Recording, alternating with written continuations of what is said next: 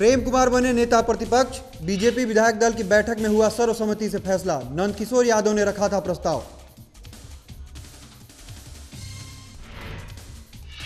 सदानंद सिंह बने 16वीं विधानसभा के प्रोटेम स्पीकर।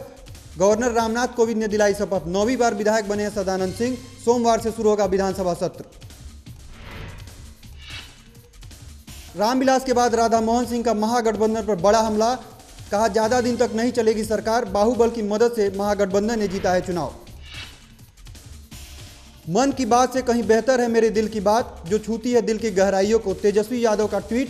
पीएम मोदी के मन की बात पर चुटकी। 1 अप्रैल से शराबबंदी का ऐलान कर जनता को मूर्ख बनाना चाहते हैं नीतीश कुमार। हम की नेता लवली आनंद ने दिया धरना। पूर्ण नशाबंदी की मांग।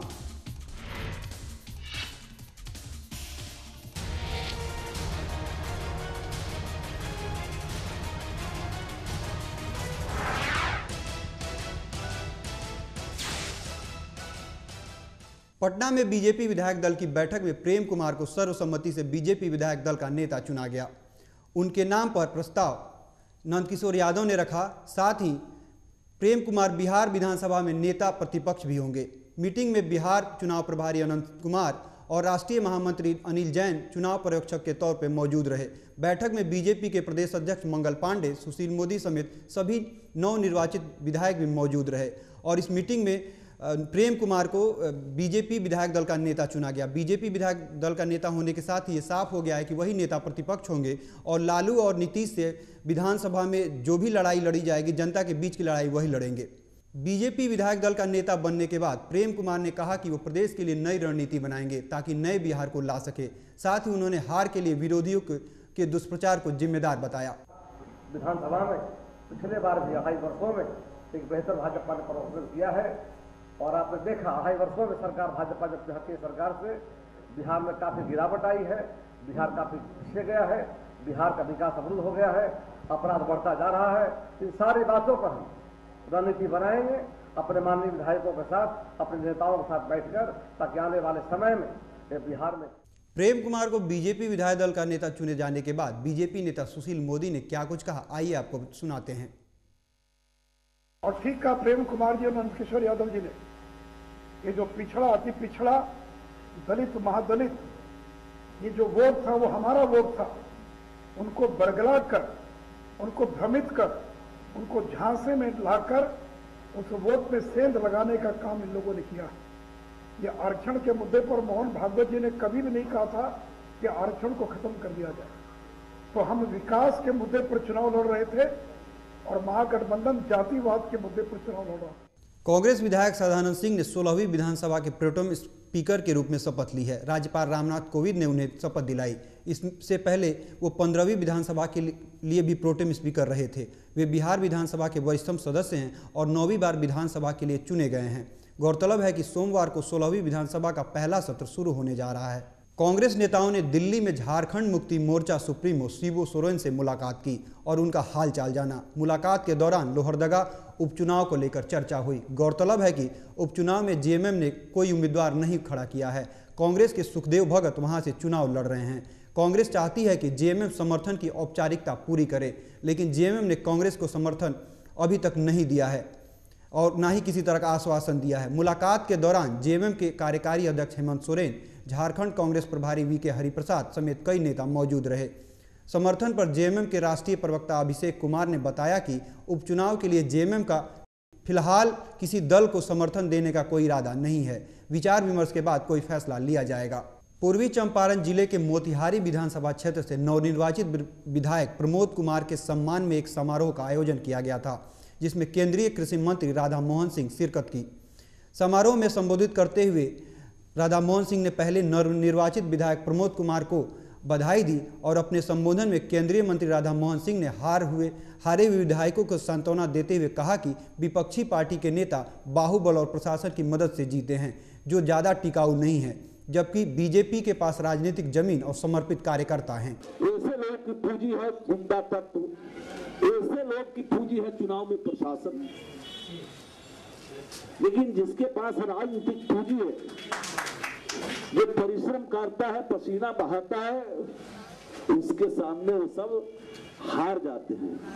थोड़े समय के लिए तो लगता है कि पहले शराब को बढ़ावा दिया और अब नीतीश कुमार शराबबंदी का ऐलान कर बिहार की जनता को 1 अप्रैल के दिन मूर्ख बनाना चाह रहे हैं। हिंदुस्तानी आवाम मोर्चा की नेता लवली आनंद ने नीतीश सरकार पर जमकर हमला बोला है और सूबे में पूर्ण नशाबंदी की मांग की है। पटना में लवली आनंद ने अपने सैकड़ों कार्यकर्ताओं के साथ 1 दिवसीय धरना दिया और नीतीश कुमार पर तीखे हमले किए। लवली आनंद ने कहा कि सूबे में पूरी तरह से नशाबंदी होनी चाहिए, नशा को पूरी तरह से बैन करना चाहिए। शराबबंदी का ये फैसला है मूर्ख बनाने जैसा है। जलवायु परिवर्तन सम्मेलन में भाग लेने के लिए प्रधानमंत्री मोदी पेरिस के लिए रवाना हुए। पेरिस जाने से पहले मोदी ने ट्वीट कर कहा कि पर्यावरण और जलवायु परिवर्तन जैसे अहम मुद्दों पर चर्चा होगी। वैश्विक जलवायु सम्मेलन 30 नवंबर से 11 दिसंबर तक पेरिस में चलेगा।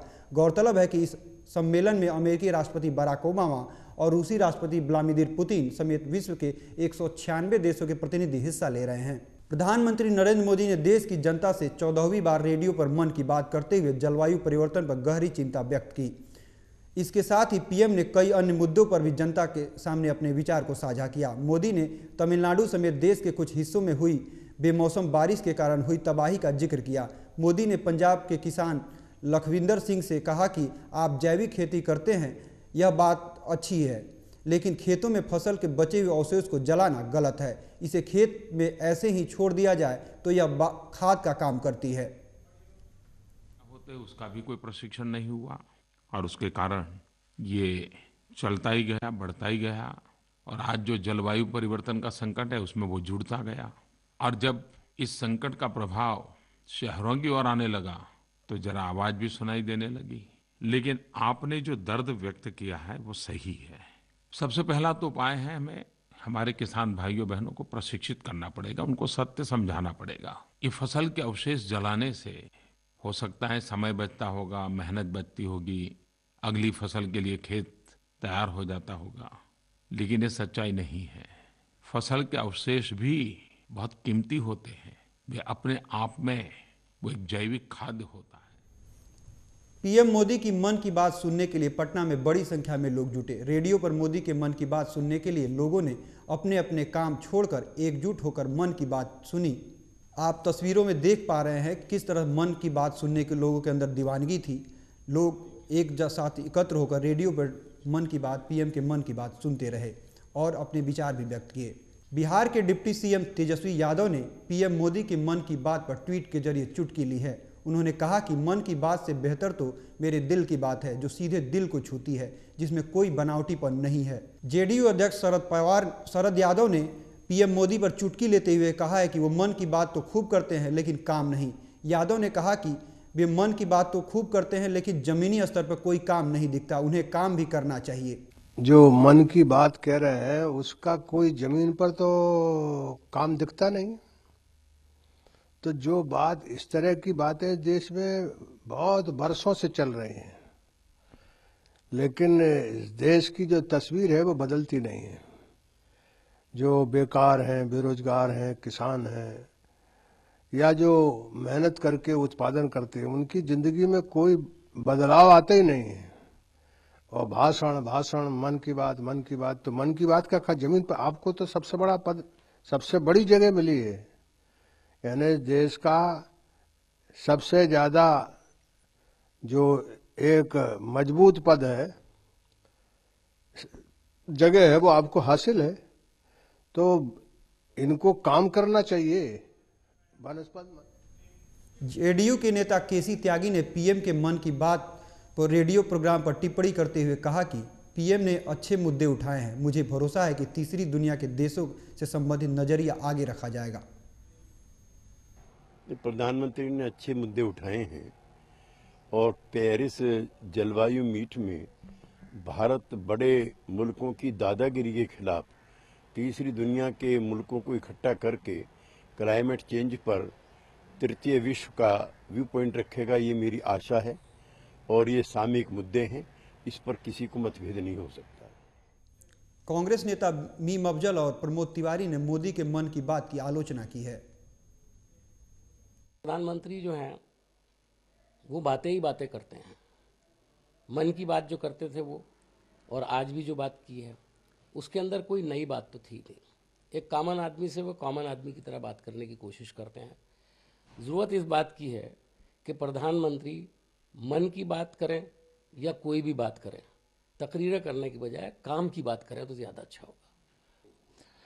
प्रधानमंत्री से एक ही अनुरोध है, बहुत कर ली आपने अपने मन की बात, अब जरा जनता के मन की बात करिए, कुछ काम की बात करिए। बताइए जनता को किया गया वायदा 15 लाख रुपए उनके खाते में आएगा, कब आ रहा है? कुछ न कर सकिए तो यही बता दीजिए कि ये 200 रुपए की दाल, ये बढ़ा हुआ खाने का तेल और तमाम जो जरूरी चीजें हैं, ये कब मिलेगी? प्रधानमंत्री जी, जब मन की बात करिए तो ये बताइए, बेरोजगार जो नौजवान हैं इनको कब रोजगार देंगे? कहाँ है 5 करोड़ का वायदा? और प्रधानमंत्री जी, एक आपसे हाथ जोड़कर प्रार्थना है, कुछ करिए न करिए, मन की बात में ये बता दीजिए कि देश की सीमाओं के उस पार से आतंकवादी हमले कब? प्रदेश कांग्रेस अध्यक्ष और शिक्षा मंत्री अशोक चौधरी ने पटना में एक प्रेस कॉन्फ्रेंस की, जहां उन्होंने कहा कि बिहार चुनाव में उनकी पार्टी ने बेहतरीन प्रदर्शन किया है। आगे पार्टी संगठन की मजबूती के पर खासा ध्यान दिया जाएगा। साथ ही कांग्रेस के सभी मंत्री हर रविवार को पटना के प्रदेश मुख्यालय सदाकत आश्रम में जनता दरबार लगाएंगे, जहां वो लोगों की समस्याओं को सुनेंगे और उसका निवारण भी करेंगे। 11 हम सदाकत आश्रम में पटना में उपलब्ध रहने पर हर रोज यहाँ बैठेंगे। जो लोग बिना अपॉइंटमेंट मिलना चाहते हैं, जिन लोगों को समय नहीं है, कोई भी लोग 10 से 11 सदाकत आश्रम में हमसे मिल सकते हैं। पार्टी पूरी पार्टी वर्कर से अलावा जो भी लोग मिलना चाहते हैं, जिनको टेलीफोन से अपॉइंटमेंट नहीं मिल पाया है, जो मिलना चाहते हैं, 10 से 11 हम सब लोगों के लिए उपलब्ध हैं।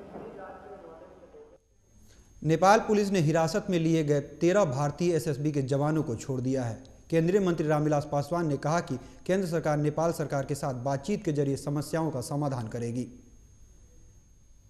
हाँ, ये है दुखद घटना, हमको नहीं, अभी इस संबंध में हम जा रहे हैं, दिल्ली जा रहे हैं, लेकिन हमको लगता है भारत सरकार जरूर इस दिशा में कोई कार्रवाई करती होगी। प्रधानमंत्री जी नेपाल गए, भूटान गए, हर जगह पड़ोसी राष्ट्र में भी गए, और हमारी भारत सरकार की जो है सो यही इच्छा है कि जो हमारा संबंध हर राष्ट्र से और खास करके पड़ोसी राष्ट्र से अच्छा रहे। लोक जनशक्ति पार्टी के अध्यक्ष और केंद्रीय मंत्री रामविलास पासवान ने बिहार सरकार के खिलाफ एक बड़ा बयान दिया है। उन्होंने कहा कि बिहार में नीतीश कुमार के नेतृत्व में वाली महागठबंधन की सरकार 2 साल से ज़्यादा नहीं चलने वाली है। पासवान ने यहां तक कह डाला कि बिहार में मध्यावधि चुनाव होना लगभग तय है।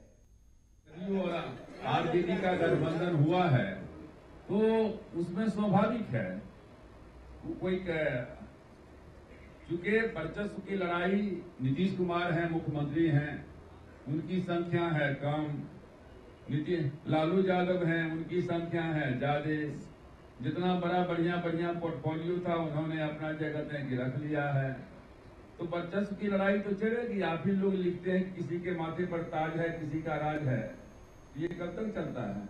गया में आरजेडी के सभी विधायकों को गांधी में मंडप और स्वागत के लिए किया गया। यहाँ इनका जमकर स्वागत हुआ। इस मौके पर बेलागंज विधायक सुरेंद्र यादव, बाराचट्टी समता देवी, बोधगया के सर्वजीत और अतिरिक्त कुंती देवी का स्वागत किया गया। इस मौके पर बोधगया विधायक कुमार सर्वजीत ने लोजपा के चिराग पासवान पर निशाना साधते हुए कहा कि लोजपा दलित की पार्टी नहीं है। जिस तरह से विधानसभा चुनाव में अपने परिवार को टिकट देने का काम किया गया, साथ ही उन्होंने कहा कि चिराग पासवान को अपनी संसद सदस्यता से इस्तीफा दे देना चाहिए और मुंबई में फिल्मों के लिए ट्राई करना चाहिए।